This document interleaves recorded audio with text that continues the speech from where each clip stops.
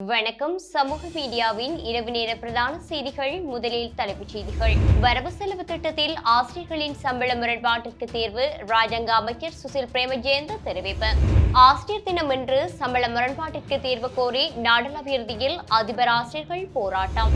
GSP plus வரிச்சலுகையை பாதுகாக்க முடியும். அமைச்சர் ரமேஷ் பத்ரன் நம்பிக்கை. சிக்குவாரா நிரூபமா பண்டோரா பேப்பர்ஸ் குற்றச்சாட்டு விசாரணைக்கு ஜனாதிபதி உத்தரவு.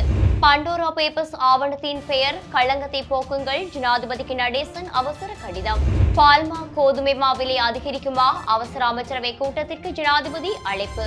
சீரற்ற காலநிலை அச்சுறுத்தல். 7 மாவட்டங்களுக்கு விடுக்கப்பட்டுள்ள மண் சரிவு எச்சரிக்கை நீடிப்பு. கீரிமலை கடலில் மூழ்கி காணாமல் போன 19 வயது இளைஞன் சடலமாக கண்டெடுப்பு.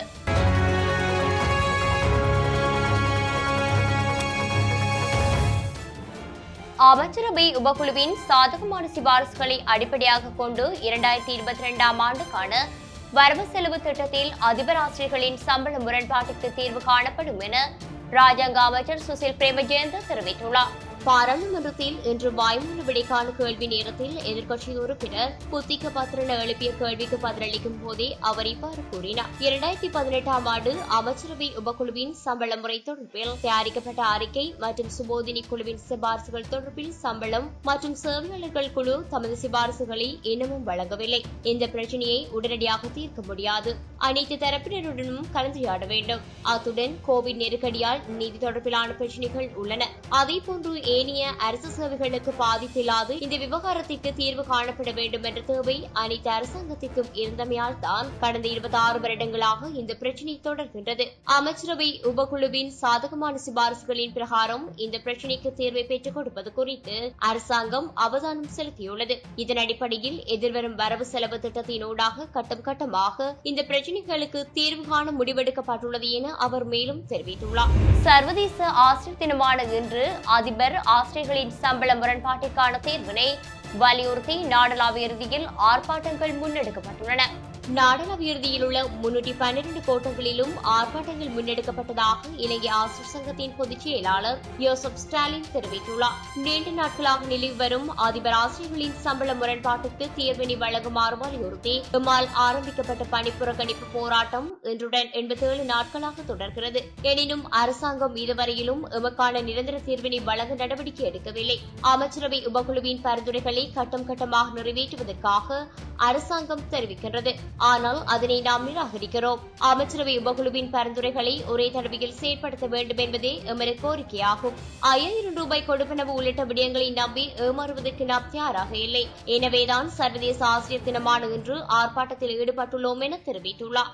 இதேவேளை கிளிநொச்சியில் சர்வதேச ஆசிரியர் தினமான இன்று பல்வேறு கோரிக்கைகளை முன்வைத்து கவனீர்ப்பு போராட்டம் ஒன்றும் முன்னெடுக்கப்பட்டுள்ளது. அந்த வகையில் இன்றைய தினம் கிளிநொச்சி வலய கல்வி திணைக்களம் முன்பாக குறித்த கவனீர்ப்பு போராட்டம் முன்னெடுக்கப்பட்டுள்ளது. இப்போராட்டத்தின் போது உலக ஆசிரியர் தினத்தில் அதிபர் ஆசிரியர்களின் சம்பள பிரச்சினையை நீக்கு, பிள்ளைகளின் கல்வி உரிமையை உறுதி செய், இலவச கல்வியை வியாபாரம் செய்யாதே, கொத்தளவு சட்ட மூலத்தை உடனடியாக ரத்து செய் போன்ற கோஷங்களை எழுப்பியவாறு குறித்த போராட்டம் முன்னெடுக்கப்பட்டுள்ளது. பண்டோரா பேப்பர்ஸ் ஆவண விவகாரம் குறித்து உடனடியாக சர்வதேச விசாரணை நடாத்தப்பட வேண்டும் என எதிர்க்கட்சித் தலைவர் சஜித் பிரேமதாச பாராளுமன்றில் இன்று வலியுறுத்தியுள்ளார். பண்டோரா ஆவணத்தில் வெளிப்படுத்தப்பட்டுள்ள குற்றச்சாட்டுகளுக்கு பல நாட்டு தலைவர்கள் பதிலளித்துள்ளனர். இந்த நாடு இன்று பரிதாபமான சூழ்நிலையில் உள்ளது. அத்தியாவசிய உணவுகளை வாங்க நாடு முழுவதும் மக்கள் வரிசையில் நிற்கின்றனர். இந்த 2 ஆண்டுகளாக கல்வி சரிந்துள்ளது. ஆசிரியர்கள் தங்கள் தொழிற்சங்க உரிமைகளுக்காக ஒரு வருடத்திற்கு மேலாக போராடி வருகின்றனர்.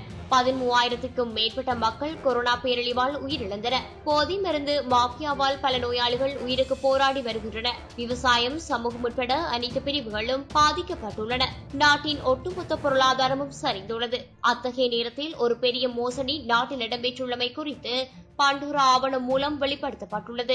எனவே இந்த பெரும் மோசடியின் உண்மையான நிலைகள், அரசியல் தலையீடுகள் பாரபட்சம் என்றே வெளிப்படைத்தன்மை மற்றும் சர்வதேச அங்கீகாரத்துடன் விரைவாக நடாத்தப்பட வேண்டும் என்றும் அவர் வலியுறுத்தியுள்ளார். ஐரோப்பிய ஒன்றியத்தால் வழங்கப்படுகின்ற GSP வரிச்சலுகையை பாதுகாப்பதற்கு அர்ப்பணிப்புடன் செயற்பட்டு வருகின்றோம் என அமைச்சரவை இணை பேச்சாளர் அமைச்சர் ரமேஷ் பத்ரன தெரிவித்துள்ளார். நட்புறவுடன் வாழக்கூடிய நாட்டை உருவாக்கியுள்ளமை தொடர்பில் சிறந்த அனுபவத்தையும் தெளிவினையும் ஐரோப்பிய ஒன்றிய தூதுக்குழு பெற்றிருக்கும். எனவே GSP+ வரிச்சலுகையை பாதுகாக்க முடியும் என்றும் அவர் குறிப்பிட்டுள்ளார். வாராந்த அமைச்சரவை தீர்மானங்களை அறிவிக்கும் ஊடகவியலாளர் சந்திப்பு இன்று புதன்கிழமை நடைபெற்றது. இதன்போது GSP+ வரிச்சலுகையை நீக்கி இலங்கைக்கு அழுத்தம் பிரயோகிக்குமாறு ஐரோப்பிய ஒன்றிய தூதுக்குழுவிடம் தமிழ் தேசிய கூட்டமைப்பு விடுத்துள்ள கோரிக்கை மற்றும் GSP+ வரிச்சலுகை தொடர்பில் அரசாங்கத்தின் நிலைப்பாடு தொடர்பில் கேட்கப்பட்ட போது அவர் இவ்வாறு பதிலளித்துள்ளார். குறித்த கூட்டத்தில் கட்டாயம் பங்கேற்குமாறு அமைச்சர்களுக்கு பணிப்புரை விடுக்கப்பட்டுள்ளதாகவும் தெரிவிக்கப்பட்டுள்ளது. பால்மா, கோதுமை மா, சமையல் எரிவாயு மற்றும் சீமெந்து ஆகியவற்றின் விலைகளை அதிகரிப்பது தொடர்பில் இதன்போது இறுதி முடிவெடுக்கப்படும் என தகவல்கள் வெளியாகியுள்ளன.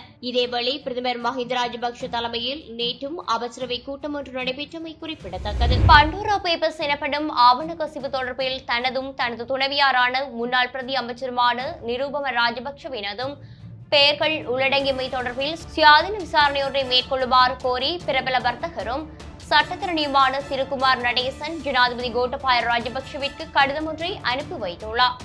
இது தொடர்பில் அவர் அனுப்பி வைத்துள்ள கடிதத்தில் பண்டோரா பேப்பர்ஸ் எனப்படும் ஆவணத்தில் பல்வேறு கணக்குகள் மற்றும் சொத்துக்கள் தொடர்பில் எனது பெயரும் எனது துணைவியாரின் பெயரும் இடம்பெற்றுள்ளது. இதன் மூலம் வெளிப்படுத்தப்பட்ட பெயர்களுக்குரியவர்கள் ஏதோ ஒரு முறையில் தவறாக நடந்துள்ளதாக பொதுவாக நம்பப்படுகிறது. அந்த வகையில் உலக தலைவர்கள் பலரின் பெயர்களும் இடம்பெற்றுள்ளன. இந்த நிலையில் பாகிஸ்தானின் பிரதமர் இம்ரான்கான் பண்டோரா ஆவணத்தில் தமது நாட்டு பிரஜைகளின் பெயர்கள் அடங்கியிருப்பேன், அது தொடர்பில் விசாரணைகளை நடாத்துமாறு பகிரங்க உத்தரவு பிறப்பித்துள்ளார். இந்த நிலையில் நானும் எனது துணைவியாரும் எந்தவித தவறும் இழைக்கவில்லை என முற்றுமுழுதாக மறுக்கின்றோம். அத்துடன் ஓய்வு பெற்ற நீதிபதி ஒருவரின் தலைமையின் கீழ் சுயாதீன விசாரணையொன்றை துரிதமாக நடாத்தி எனதும் எனது துணைவியாரின் பெயரிலும் முன்வைக்கப்பட்டுள்ள குற்றச்சாட்டுகள் தொடர்பிலான களங்கங்களை போக்குமாறு கேட்டுக் கொள்கின்றேன். இதன் மூலம் நானும் எனது துணைவியாரும் மிகுந்த மன உளைச்சலுக்கு உள்ளாகியுள்ளோம். எனவே உரிய விசாரணைகள் மூலம் நாங்கள் குற்றவாளிகள் அல்ல என்பது தெளிவுபடுத்தப்படும். இதேவேளை ஜனாதிபதி கோட்டபாய ராஜபக்ஷ பண்டோரா ஆவணத்தில் இடம்பெற்றிருக்கும் இலங்கை தொடர்பில் விசாரணைகளை மேற்கொள்ளுமாறு லஞ்ச ஊழல் ஆணைக்குழுவுக்கு ஆலோசனை வழங்கியுள்ளமை குறிப்பிடத்தக்கது. அமெரிக்கா செல்வதற்கான அனுமதியை கேட்டு ஜனாதிபதி கோட்டபாய ராஜபக்ஷவிற்கு எரிசக்தி அமைச்சர் உதய கமன்பில கடிதம் ஒன்றை அனுப்பி வைத்துள்ளார்.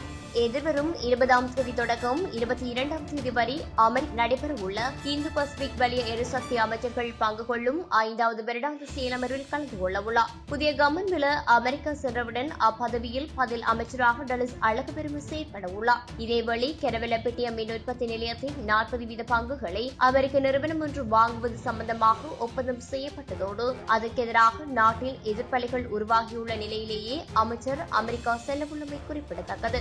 பாரிய வேலைநிறுத்தத்தை தொடங்க தயாராக உள்ளதாக இலங்கை மின்சார சபையின் கூட்டு தொழிற்சங்க முன்னணி தெரிவித்துள்ளது. தேசிய சொத்துக்களை வெளிநாட்டு நிறுவனங்களுக்கு விற்பனை செய்யும் அரசாங்கத்தின் செயற்பாட்டினை எதிர்த்தே வேலைநிறுத்த போராட்டத்தை நடாத்த திட்டமிட்டு வருவதாக மின்சார சபையின் ஒன்றிணைந்த தொழிற்சங்கங்களின் இணைப்பாளரான ரஞ்சன் ஜலால் தெரிவித்தார். கண்டியில் நேற்று ஊடகங்களுக்கு கருத்து வெளியிட்ட போதே அவர் இந்த விடயத்தினை தெரிவித்துள்ளார். தற்போதைய சூழ்நிலையில் மின்சார சபை ஊழியர்கள் வேலைநிறுத்த போராட்டத்தில் ஈடுபடுவார்கள், ஆனால் மீண்டும் நாடு முழுவதும் மின்சார தடை ஏற்படும் ஆபத்துள்ளமை குறிப்பிடத்தக்கது. பிரதமர் மஹிந்த ராஜபக்ஷவின் மகனொருவர் முதலமைச்சர் பதவிக்கு போட்டியிடப் போவதாக தகவல்கள் வெளியான நிலையில் அது தொடர்பில் தனது நிலைப்பாட்டை ரோஹித ராஜபக்ஷ அறிவித்துள்ளார். வடமேல் மாகாண முதலமைச்சர் பதவிக்கு மாகாண சபை தேர்தலில் போட்டியிடப் போவதாக அண்மையில் பல செய்திகள் வெளிவந்திருந்தன. இந்த நிலையிலேயே அவர் தனது அறிவிப்பை வெளியிட்டுள்ளார். அரசியலில் பிரவேசிக்கும் எண்ணங்கள் எனக்கு இல்லை. கடந்த தேர்தலில் குருநாகல் மாவட்ட மக்களுக்கு தந்தை அளித்த வாக்குறுதிகளை நிறைவேற்றும் பொறுப்பு என்னிடம் ஒப்படைக்கப்பட்டது. அதனை நிறைவேற்றிக் கொள்வதற்காகவே நான் குருநாகல் மாவட்டத்திற்கு சென்றிருந்தேன் என அவர் தெரிவித்துள்ளார். வடமேல் மாகாண முதலமைச்சர் பதவிக்கு ஸ்ரீலங்கா சுதந்திர கட்சியின் பொதுச் செயலாளரும் ராஜாங்க அமைச்சருமான தியாசிரி ஜெயசேகர போட்டியிட எதிர்பார்த்துள்ளமை குறிப்பிடத்தக்கது. நாட்டின் நிலவும் சீரற்ற வானிலை காரணமாக 7 மாவட்டங்களுக்கு விடுக்கப்பட்டுள்ள மண்சரிவு அபாய எச்சரிக்கை நீடிக்கப்பட்டுள்ளது. இதன்படி குறித்த எச்சரிக்கை நாளை காலை 8:30 மணி வரையில் நீடிக்கப்பட்டுள்ளதாக தேசிய கட்டிட ஆராய்ச்சி நிர்வாகம் அறிவித்துள்ளது. இதற்கமைய நுவரெலியா, ரத்தினபுரி, கேகாலை, களுத்துறை, காலி, மாத்தறை மற்றும் அம்பாந்தோட்டை மாவட்டங்களுக்கான மண்சரிவு அபாய எச்சரிக்கையே இவ்வாறு நீடிக்கப்பட்டுள்ளது. யாழ்ப்பாணம் கீரிமலை கடலில் குளித்த போது கடலில் மூழ்கி காணாமல் போன இளைஞன் சடலமாக மீட்கப்பட்டுள்ளார்.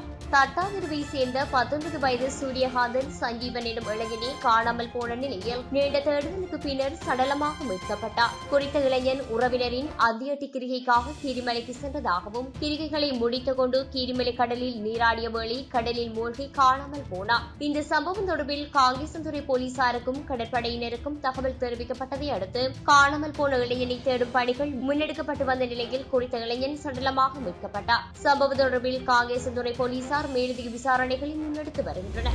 இத்துடன் சமூக மீடியாவின் இரவு நேர பிரதான செய்திகள் நிறைவடைகின்றது. வணக்கம். இது போன்ற பல செய்திகளை தெரிந்து கொள்ள நம்முடைய சமூக மீடியா யூடியூப் சேனலை சப்ஸ்கிரைப் செய்து அருகில் உள்ள பெல் பட்டனை கிளிக் செய்யுங்கள். மேலும் செய்திகளை உடனுக்குடன் தெரிந்து கொள்ள சமூகமீடியா.com என்ற இணையதளத்தின் வாயிலாக எங்களுடன் இணைந்திருங்கள்.